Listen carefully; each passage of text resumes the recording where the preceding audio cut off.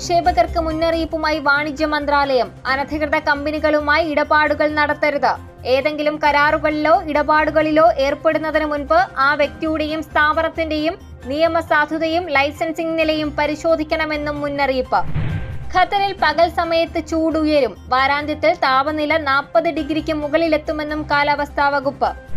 ഖത്തറിലെ സർക്കാർ സ്കൂൾ ജീവനക്കാർക്ക് ഔദ്യോഗിക അവധി ദിവസങ്ങളിലെ അലവൻസുകളും ബോണസും പുനരാരംഭിക്കുന്നു. തൊഴിൽ ചട്ടം ഭേദഗതി ചെയ്തതായും വിദ്യാഭ്യാസ മന്ത്രി.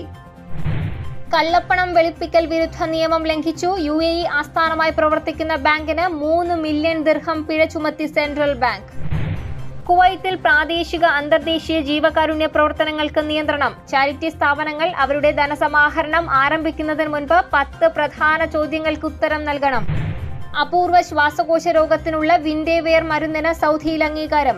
മുതിർന്ന രോഗികളുടെ ചികിത്സയ്ക്കായി മരുന്ന് ഉപയോഗിക്കാമെന്ന് Saudi food and drugs authority.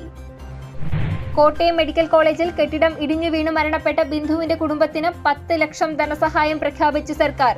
മകന് ദേവസ്വം ബോർഡിൽ സർക്കാർ ജോലിയും നൽകും.